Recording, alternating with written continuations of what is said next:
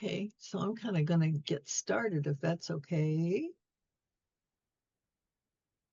There we go. So yeah, I'm really excited to do this because I think it's sort of a hidden story. We're on a water planet, and so the fact that we don't have enough water is sort of an interesting issue, I think. But what's really important to understand about the water planet is that most of the things that we love and care for are not in the water, but are on land. But we are dependent on water and we are made of water. So that still fits the water planet. And the fact that we're losing water on land is kind of interesting. So when you look at this picture, where do you see clouds?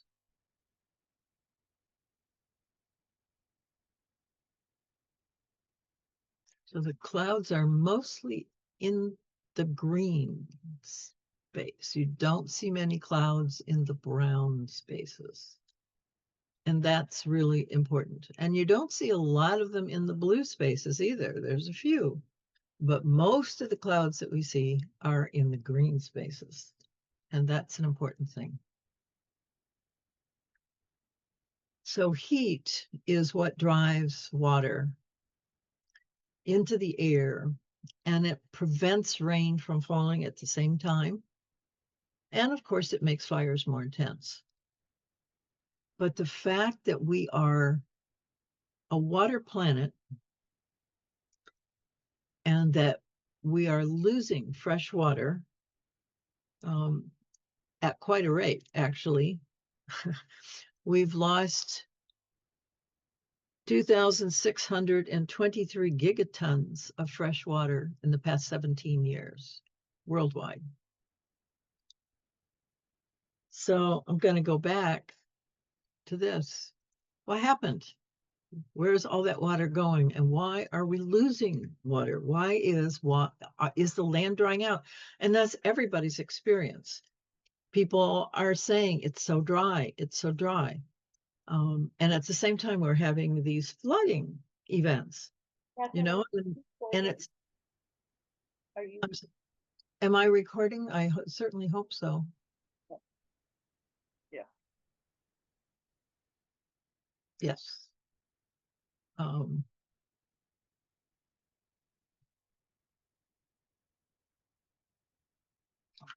So it's really important that we understand water. We have spent the last, I don't know, 2 or 3 decades worried about carbon.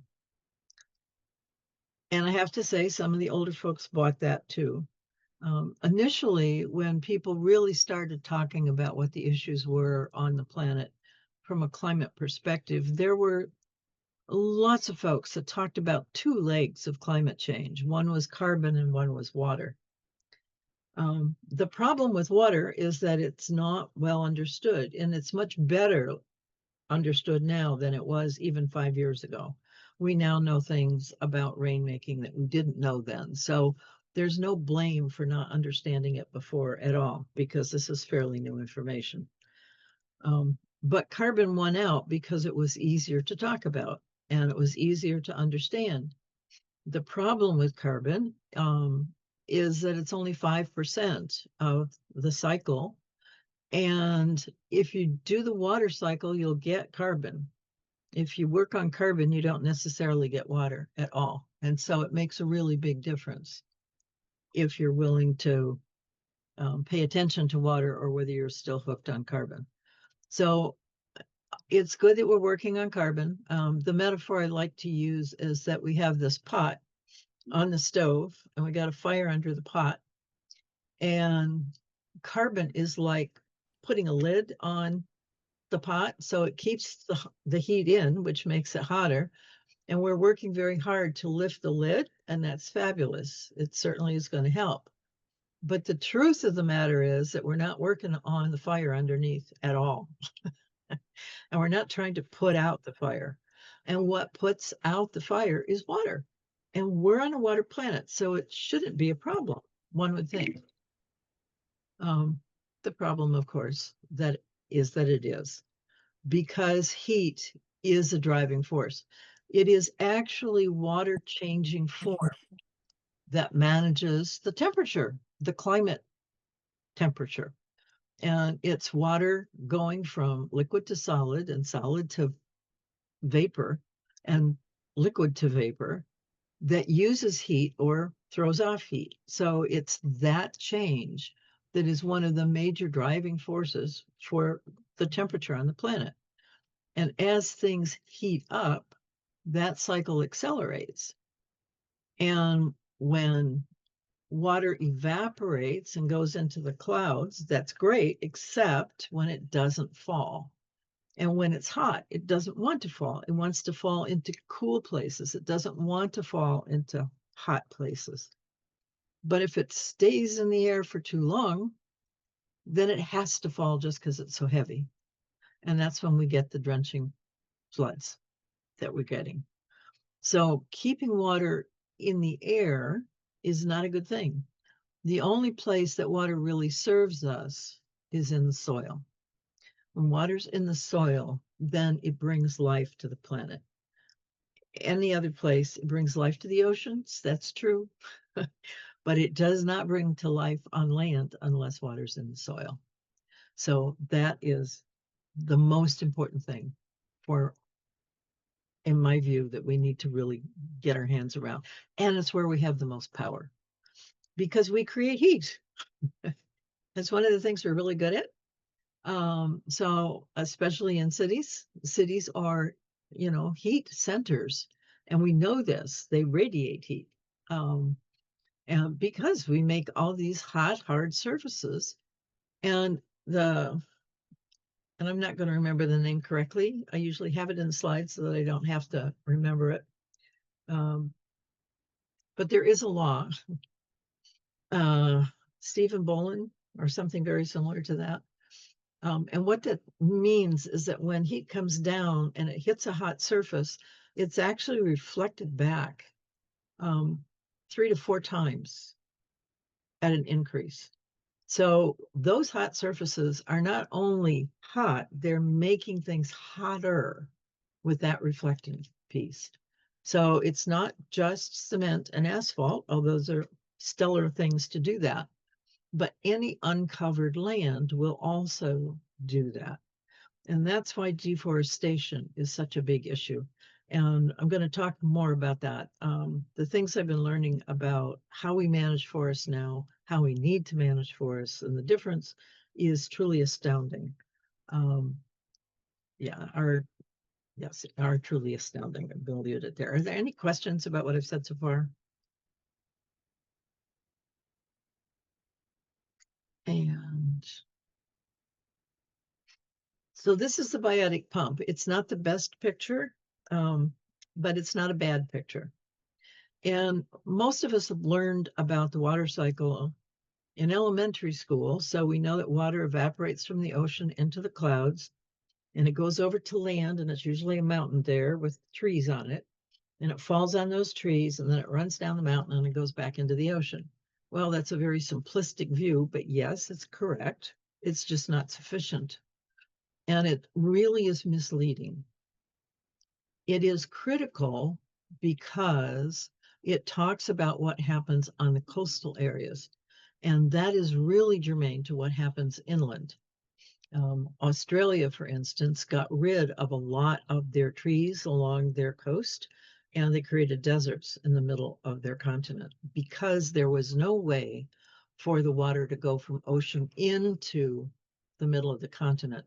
And that's the beauty of the biotic pump. That's the process by which water goes from the ocean into the middle of the continent. And it's passed from groups of trees to groups of trees to groups of trees. So foresting is incredibly important to rainfall. So water goes up, it comes down if it's cool enough for the water to come down, and it soaks into the ground. Now that's a missing piece. Even here, it's not clear that that's happening in this particular picture. And the soaking into the ground is absolutely key to making this whole system work. The soil is the biggest reservoir we have. It can hold the most water, the most easily, frankly. If you have an acre of land and you add 1% of humus to that acre, it will now hold 25,000 gallons of water, more than it would before. So that's where Village Homes is just awesome because it's been around for 50 years and the water table now is huge. It was 18 feet at 3 years. So we can only guess where it is now. And it's allowed it to be incredibly porous and to hold the 5 inches of rain it got in one day without any flooding at all. But it takes prep for that to happen. It doesn't happen overnight. And the water that falls has to stay there long enough, has to be on the land long enough to soak in. That doesn't happen really quickly either. And the more rain you get, the more forceful that rain is, the more you have to be conscious about holding it. You have to design the land to hold it because it will just run off. It goes so fast. So you have to design the land to hold water, or you can import beavers. They're really good at this. That's what they've been doing for millions of years, and they can do it faster and quicker and cheaper than any other critter on the earth, including us. So beavers are great to have the land hold water. And then the trees are the pump part, and they wick it up. And they do evapotranspire. They give off water in forms of water vapor, and that is a cooling, as we all know. We've all experienced it. When you've been in a forest, you feel cool, and it's because the humidity there, the water in the air, and the movement of water's form from liquid to vapor takes up heat, so it releases heat. So it's cooler there. It makes things cooler. But trees do another thing. They not only do water, they also do bacteria. This is fairly new because we didn't know this before. We've known that water coalesces around particles, and it's done that forever. But we we didn't really understand it. And it will coalesce around dirt. It will coalesce around metals. So they do a lot of cloud seeding with silver. But what it really likes is bacteria. And there's a number of bacteria, uh, but Pseudomonas syringae, and I need to practice that, is the prime bacteria that it loves. And this is worldwide. When forests are highly diverse, this is one of the bacteria that it releases. And water really loves to form around that bacteria. And when it does, it falls at lower temperatures, which is, again, another really big key because you want rain to fall often and softly, not occasionally and fiercely, which is what we're getting.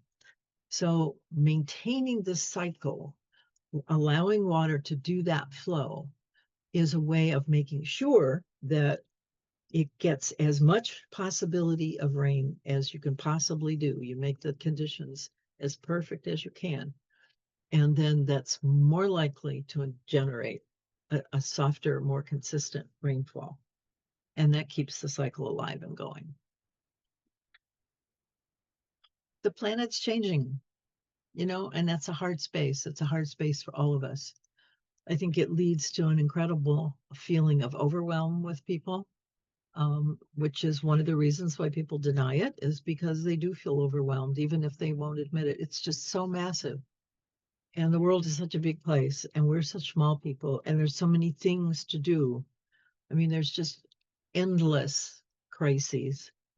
You can save elephants, you can save giraffes, you can save plants and bees, and you can just wear yourself out doing one thing after another. And that sense of loss is huge.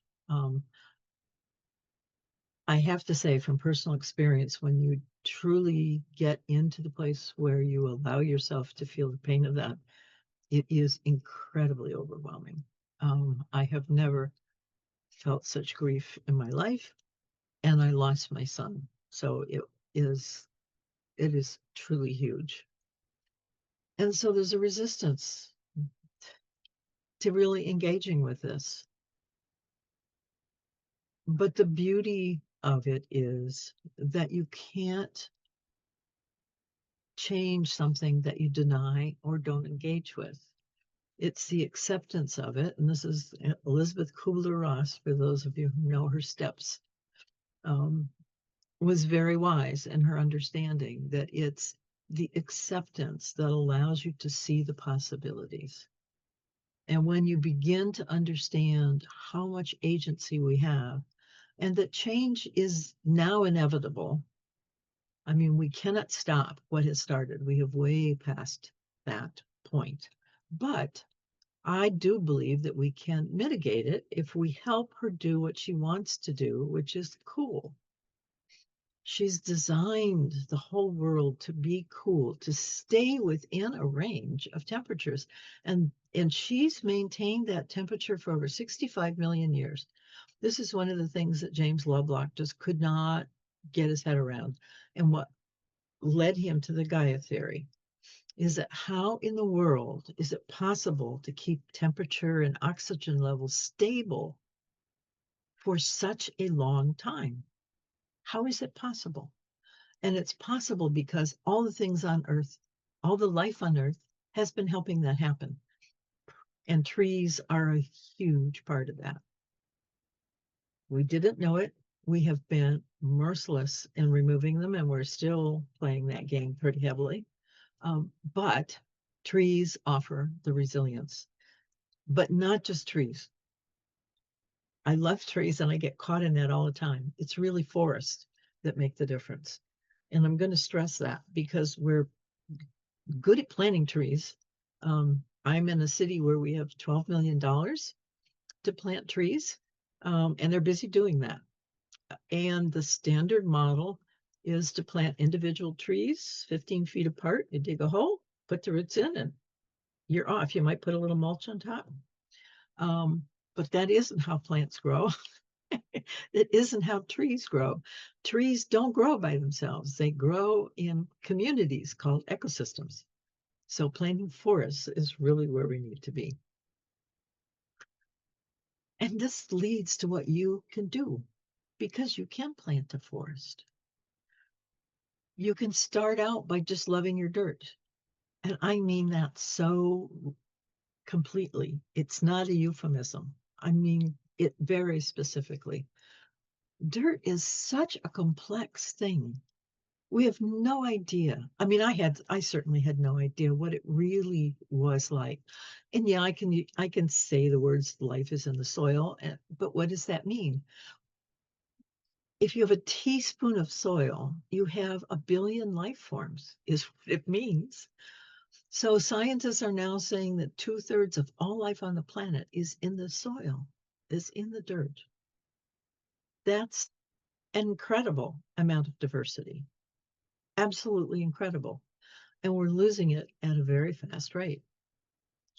We need to have that variety of life because everybody contributes their own little tweak to what needs to happen. And it's the symphony of all of these things coming together that makes life possible on the planet. So beginning to appreciate the soil on your property is really a great, great start. It is very complex. It has bacteria, it has paramecium, it has nematodes, it has fungi, it has all these different kinds of life forms. And one of the things that we do here at Soil Smart, Soil Wise, is to look under the microscope to be able to see it so that you actually know what's there. And then you know what needs to be there because it's not when you can see it. So compost is a really good start. You can compost at home. You don't have to have a whole lot of skill. Nature is incredibly forgiving. You can just put stuff out there. If you do 3 carbons to 1 nitrogen, it'll just bubble right along on its own. As a rule, however, compost tends to be bacteria heavy. So I just talked about all the different kinds of things that are in soil. And so you have to really pay more attention to your compost to really get those kinds of things out of it. That's another thing that we offer here. We just did 2 actually webinars, one on on composting to achieve fungi in your compost, which requires a lot of management of heat and time. Um, this is not rocket science, but you do have to pay attention. So composting, you can deepen your understanding of composting if you wish to do that, and your land will love you for it. Biochar is another thing that we talk about here. Biochar was an invention of the Amazon Indians. It's the way in which they kept um, thousands of people alive and well fed on very poor soil. And part of that is how they utilized their waste. And part of their waste they charred, which is what biochar is. It's not completely burned, it's not charcoal, it's a different level of consumption. And it's a porous material, it has lots of microscopic holes. So those microscopic holes hold bacteria and paramecium. So once they're inoculated, once they're filled, then they feed the soil on a continuous basis because their carbon, it's a carbon form, so it's a carbon sink if you're still interested in carbon, it's useful there. But it also holds water. So it's one of the ways that I see as sort of a quick step to quick start some of the soil health that you might need to have happen. It's a one-time application. You don't do it forever. And it's just lightly done and it just stays in your soil. It doesn't disappear. So those are things you can do. They're not expensive. Takes a little bit of time, it's true, but I kind of think that that's a good thing. We're so crazy doing all these other things that really don't make a big difference in our life, but we're really conditioned to do, and some of us are really committed to. So I think it's really a good time out to begin to pay attention to the soil that you have charge of. And then plants are critical. And we'll talk more about plants in a few minutes. But I think soil gives you the opportunity to become much more aware of life on the planet and much more aware of how your actions make a difference because you can see it happen in your soil. You can watch your earthworms. You want to see them grow fat and big, not stay skinny and wiggly. You want them to get big and fat. And you can do that. If you feed your soil, you're feeding your worms. So that is a big piece of what you can do and a very simple first step. The second one, and I alluded to this earlier, is learning how to keep the rain you get. It's not difficult. It's a little more involved in composting. That's absolutely true.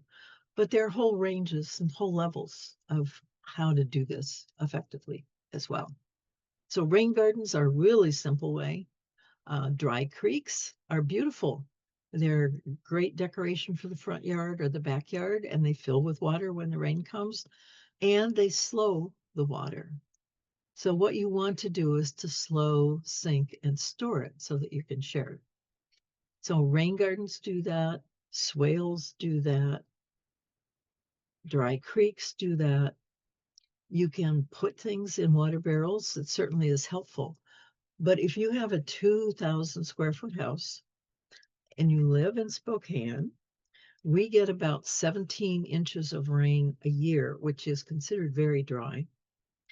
But that 2,000 square foot house will generate about 22,000 gallons of water as runoff. So if you direct the runoff from your roof to the trees around your house, then you're watering your trees without any effort, and you're allowing that water to slow, sink, and store, and you're sharing it with all of the plants around you. So this is another place so we can help you if you'd like. We have people with the skills of being able to read the land and to help you see how water wants to flow on your land because you want to help it out. You don't want to get it in its way. This is another thing that is just, we're so used to fighting nature. We're so used to trying to do things our way and ignoring what nature wants to have happen. And then we blame her for the consequences. So we don't see water in that floodplain and we want to live there. We build a house in the floodplain. And when the floods come, we blame nature. When she really required that space, she knew she required that space, and we wanted to take it away from her.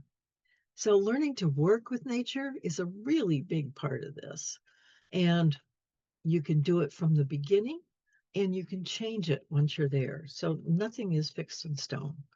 You can really make some of these changes in a way that will enhance your property values, actually, make your particular site cooler than your next door neighbors, give you the shade and the humidity and the greenness that you want to be able to withstand droughts and fire and be fire resistant at the same time because wet things don't burn.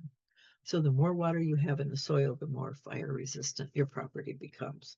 We do have a few examples of that, not a lot. Planting. So planting is the other piece, and I talked about forests, not just trees. Planting native species, of course, is always wise because they're acclimated to the amount of rain that you get. So they don't require a lot of additional watering once they've established themselves. We're really addicted to lawns. We love our lawns. Um, Lawns are a status symbol, and they still are a status symbol, actually, because you know who has the green lawn, and you know that they have to spend a lot of money to keep that lawn green. They're buying fertilizers, they may even have help, and they're paying a high water bill in order to do that. So we're recommending that you move from lawn to meadows.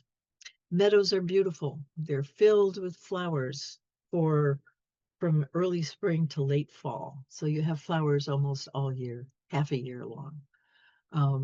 They require very little water because they're acclimated to the environment that they're in. Um, so they're lovely. They don't require a lot of maintenance and they feed everybody. So all the pollinators and all the critters that we have kicked out suddenly have a place to live and food to eat. And one of the ways that we're doing this and supporting this part of the biotic pump is through the Miyawaki Mini Forest method. So it's a method of planting. It's has been used worldwide in every environment, and it was developed by Miyawaki, who is a Japanese gentleman who created lots of mini forests. And they're mini for a reason. They're small. They take up 6 parking places. So it's very likely that your backyard is bigger than 6 parking places. So you could probably put one in your backyard. And if you did it, and your neighbor did it, and your neighbor's neighbor did it, you could really make quite a transformation in your block if you did that.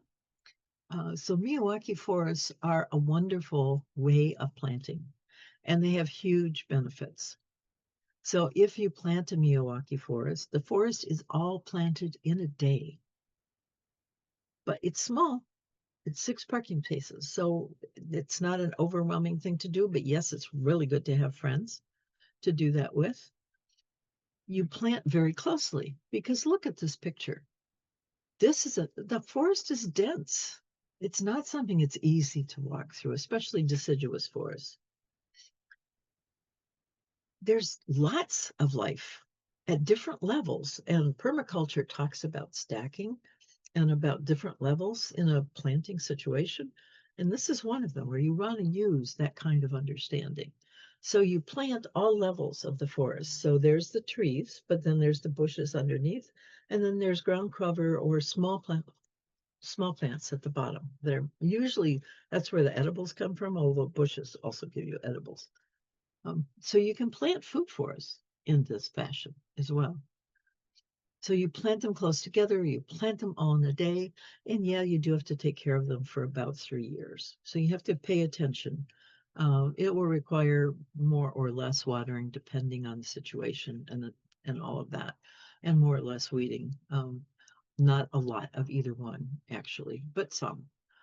So you do attend to it for about 3 years, and then in 3 years, it becomes self-sustaining. But it does bring back that biodiversity both in the ground and above ground because all these critters that we've chased away suddenly have a home and they come back.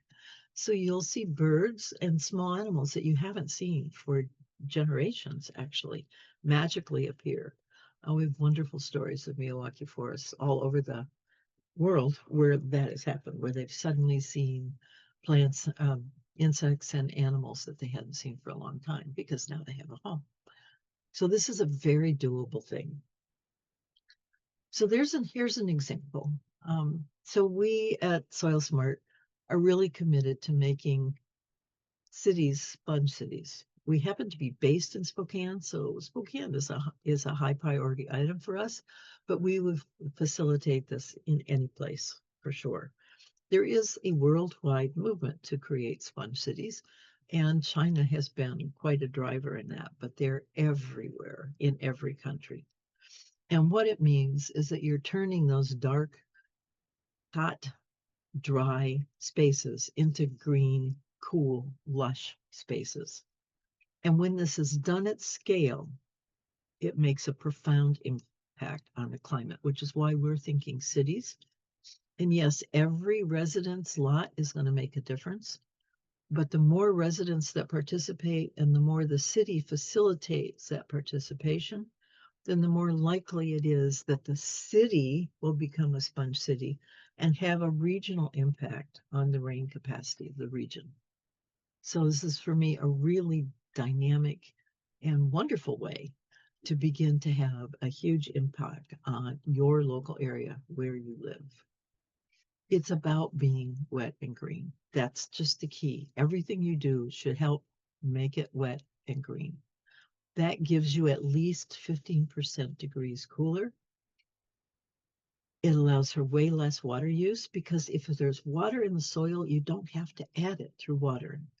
So if the aquifer is something that concerns you, that you're hoping to save the water in the aquifer, then if you have the ability to keep the rain, you will not need to use as much water from the aquifer. It gives you healthier plants and healthier trees. We spend a lot of money, the city spends a lot of money on the greenery that we have around us. So we really should keep it. And there's such a tendency when we have to quote unquote conserve water is to let the trees die.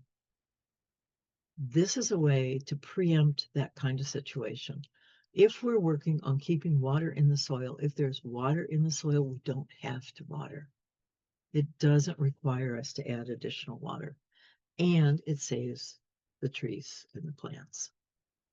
It does make it much more likely that it will rain and rain more often. If it's cool, the rain comes. If it's hot, the rain won't. So working to expand the greenness, to make it more receptive to rain, we can make it rain more often. And it creates drought, fire, and flood resistance. So if the land is designed to hold water, and if the soil is alive, then it will hold water. It will hold way more water than you can imagine.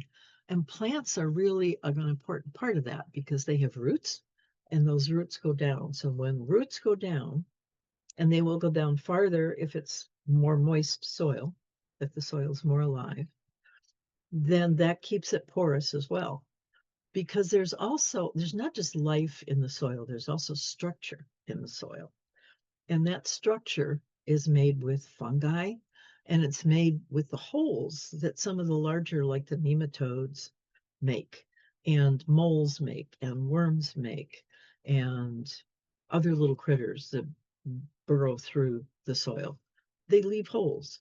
And so that means that there's air in the soil, which all life in the soil wants. If you get life without air, anaerobic life, that's the kind that stinks and makes us sick. So we don't want that.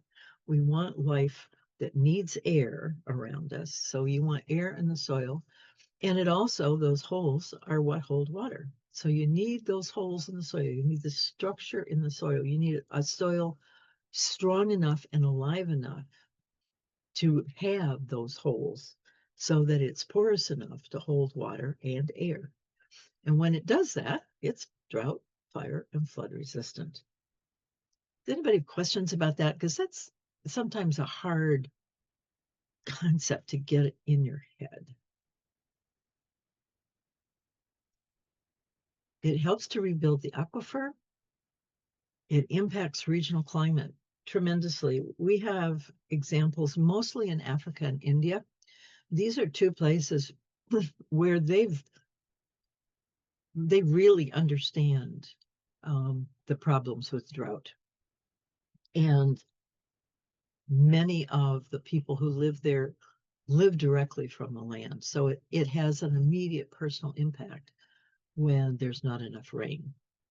And so they have been for decades doing this kind of work with their soil, um, using shovels and building water retaining capacities for the land and totally shifting their climate. So we know that this works. We have seen this happen. And it's just amazing to look at. The Lost Plateau, which is something you can actually Google, it was where Chinese civilization first came about, and it was quite decimated. And the farmers and the government got together and created agreements amongst themselves and redid the Lost Plateau, and it's now thriving, and they can farm again. It truly transformed that place. So it saves money and it saves time. When you work like this, you don't have to spend a lot of money on chemicals and fertilizers and that kind of stuff because the life knows what to do. And if you have the right life in your soil, it functions just the way it's supposed to. It doesn't need any additional accoutrements to make that happen. So I am encouraging you to join us. You can become a member of Soil Smart and Soil Wise. We have a mighty network. Some of you may know what a mighty network is. So it allows us to gather together. We've over 200 people now, to create situations where we can actually work together. You have tons of resources, and lots of support. And one of the things that I alluded to earlier in one of the earlier slides is the emotional content or context of this particular time. There's a lot of pain. There's a lot of pain for a lot of reasons.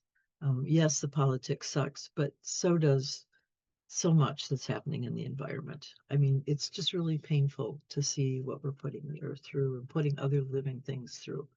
So it helps to do and experience that and go through those kinds of emotional ups and downs with other people. Um, there's lots of research on our network for the biotic pump. We will help you deepen your skill at compost. We will help you learn how water wants to be on your land. And if you're thinking about buying, we can help you do that before you buy so that you know what you're buying. Planting to make the environment happen the way it's going to give life to the rest of the planet.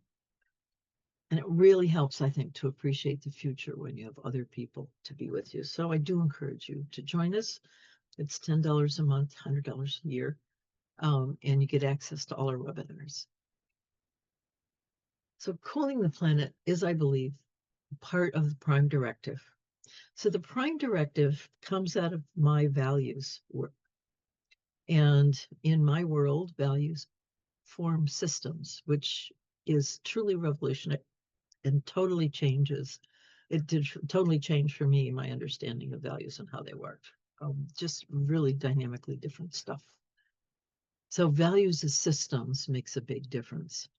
And so there's 3 systems that I work with. 2 were posited by Jane Jacobs, and the third was one that I saw was coming forth, but I didn't understand what it was. So I spent 20 years talking to scientists and indigenous people and poets and systems thinkers and artists to see how people described the consistent things in the planet, how they saw the planet as being. And I found that there were certain words that appeared over and over and over again, and those became part of the value system for Earth values. And Jeannie Benyus gave us one of the principal values, which is that all actions create the conditions that support life. That is a huge sentence to unpack. There is so much in it. All actions create the conditions that support life. Every other living being on the planet does that. We're the only ones that said no. So the prime directive saying that all actions create the conditions that support life certainly supports work on the biotic pump, which is creating the conditions that support life. That is one of the ways you can live that value if it's important to you. Soil health is key. The pump will not work without healthy soil. Keeping the water we get, keeping the rain when it comes is imperative. We don't know when it's going to come. It's not regular in its visitation rights anymore. So we need to make sure that what we get, we keep. And using the Miyawaki method is one way of doing that, to make sure that there's roots to go down into the soil to hold that rain, and there's green and cool to call the rain from the clouds in the air. So another thing you can do is support us.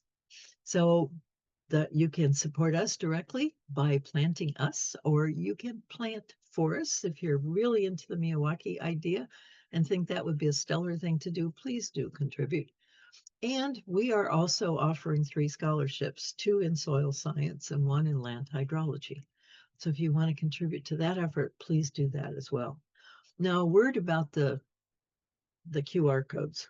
So we use Ziffy as a host to collect our donations, and we do that because they don't charge us a thing. However, like any other company, they need money.